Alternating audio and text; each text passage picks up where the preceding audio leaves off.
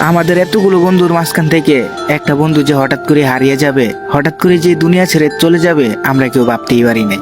যদি সেদিন আমার বন্ধু ট্রেনের ছাদে উঠে ফ্রি ফায়ার গেমটা না খেলতো, তাহলে হয়তো বা তার মৃত্যুটা এইভাবে হইতো না। যদি সেদিন ফ্রি ফায়ার খেলতে গিয়ে দুইটা ছেলের সাথে পরিচয় না হতো, তাহলে হয়তো বা আমার বন্ধু এই দুনিয়া ছেড়ে চলে যাইতো না। কত মানুষই তো আছে যারা কিনা ট্রেনের টিকিট না পেলে তারা ট্রেনের ছাদের উপরে উঠে বাড়িতে যায় বা বিভিন্ন জায়গায় যায়। কই, তাদের সাথে তো এরকম হয় না। আমার বন্ধুর সাথে কিসের জন্য এই কাহিনীটা হলো? আমার বন্ধুর কি দোষটা ছিল যে আমার বন্ধুকে এইভাবে মেরে ফেলতে হয়েছে?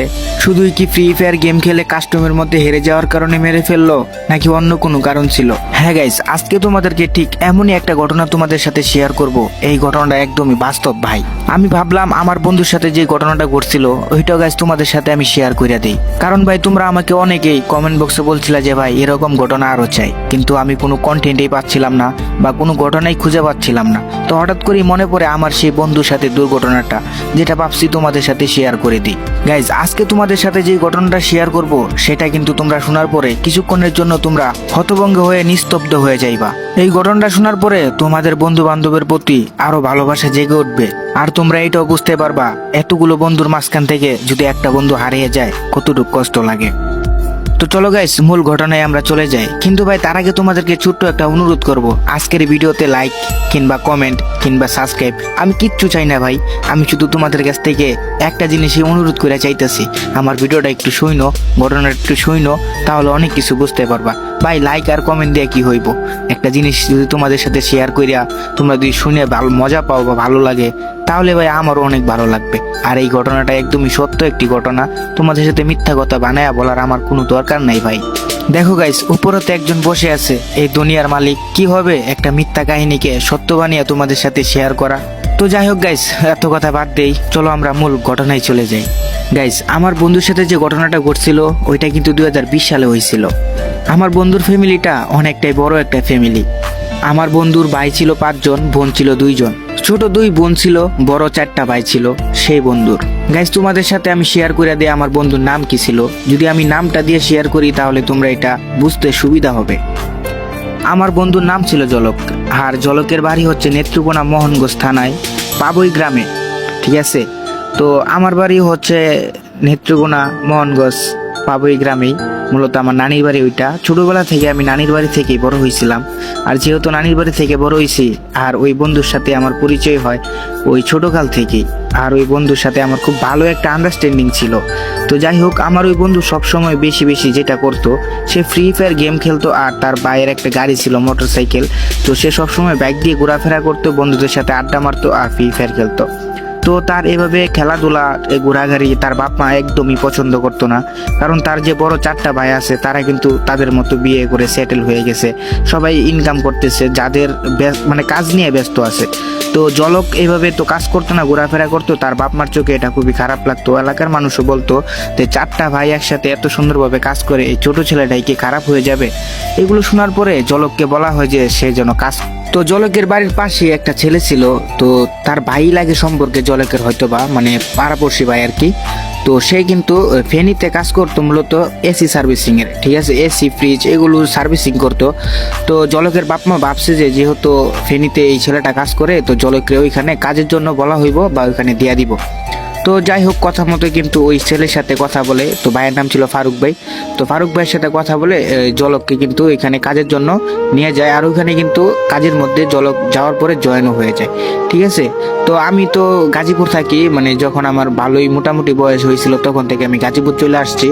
তো যাই হোক, তো যখন ফেনীতে চলে গেছে ওইখানে যাওয়ার পরে কাজ পেয়েছে। জলক ঠিকঠাক ভাবে কাজ করতেছিল, ফ্রি ফায়ার খেলতো, তার সাথে আমি রাত্রেবেলা ফ্রি ফায়ার খেলতাম আর প্রতিদিনই তার সাথে গেম খেলতাম আর কথা হইতো, ঠিক আছে? তো জলকে প্রায় 2 থেকে 3 মাস চাকরি করছে। চাকরি করার পরে ওইখান থেকে যা বেতন পাইলো, মোটামুটি ভালো অঙ্কের একটা টাকা পাইতো। ধরো 10,000-এর উপরে বেতন পাইতো, মানে 15,000-এর উপরে পাইতো প্লাস আর কি।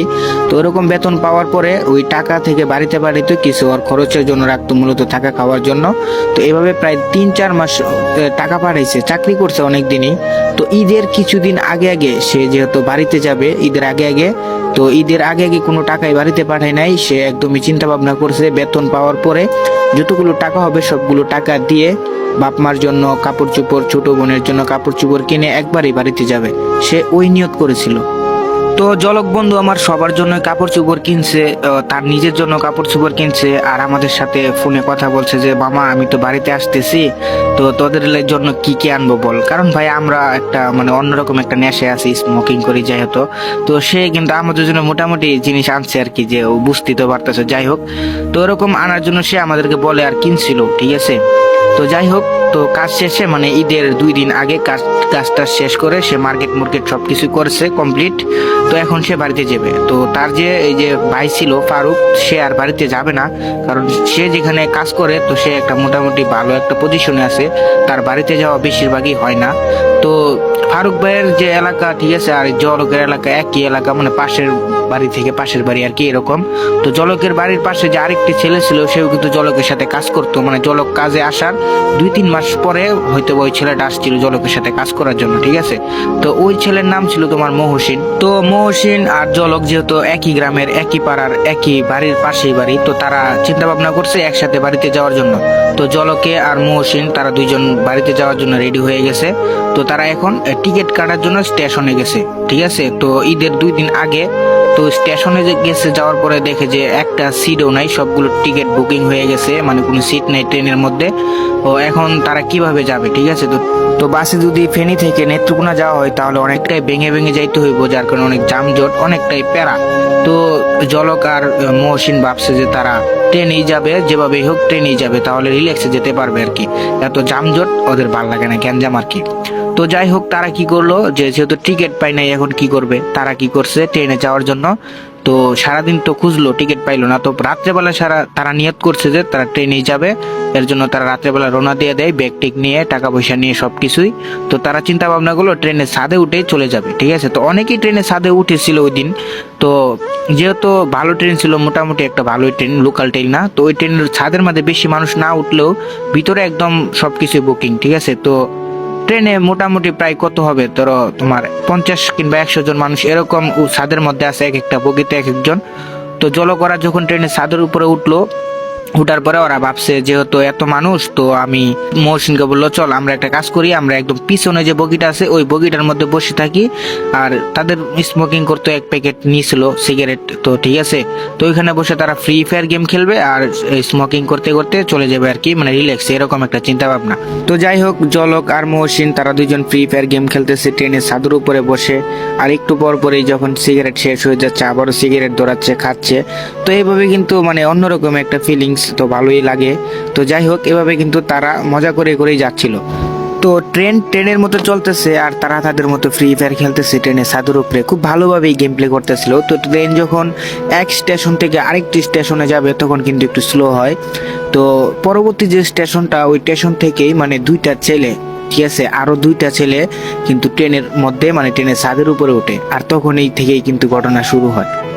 তো ওই 2টা ছেলে যেই বগিতে মূলত মহসিন আর জলক বসে আছিল ওই বগিতে উঠে নাই। তো ওই বগির সামনের বগিতে ওই 2টা ছেলে উঠছে। জলক আর মহসিন বিষয়টা খেয়াল করে নাই, মানে তারপরেও তো বোঝা যাচ্ছে যে খেয়াল হালকা হালকা করেছিল। তো যাই হোক, তো ছেলেগুলো যখন আবার ট্রেন ছেড়ে দেয় তখন ছেলেগুলো ওই বগি থেকে, জলক আর মহসিন যে বগিতে বসে আছিল মানে ছাদের উপরে কোনো মানুষই ছিল না, একদমই তারা দুইজনেই ওই বগির ছাদের উপরে। তো তারপরে ওই 2টা ছেলে কি করে, মহসিন আর জলকের কাছে আসে, ঠিক আছে। তো 2টা ছেলে, একটা ছেলের বয়স কত হবে, একটা প্রায় 19 থেকে 20 এরকম, আর একটা ছেলের বয়স হবে 14 কিংবা 15, ঠিক আছে। 2টা ছেলে, একটা বড় একটা ছোট। তো তাদের চেহারা সুরত দেখে বোঝা যায় তারা একটা মানে নেশাখোর ছেলে পেলে বা টুকাই টাইপের এরকম একটা ছেলে হবে। তো তাদের হাতেও কিন্তু ফোন ছিল, ঠিক আছে গাইজ। তো তারা ডিরেক্টলি মহসিন আর জলকের সামনে আসে, আসার পরে বলতেছে ভাই তোমাদের কাছে কি ম্যাচ আছে। তো যেহেতু ওই পোলাপানগুলা সিগারেট খায়, যার জন্য এদিকে দেখতেছে যে জলকও সিগারেট খাচ্ছে। তো তারপরে বলতেছে ভাই তোমাদের কাছে কি ম্যাচ আছে। তো জলকে বলে হ্যাঁ ভাই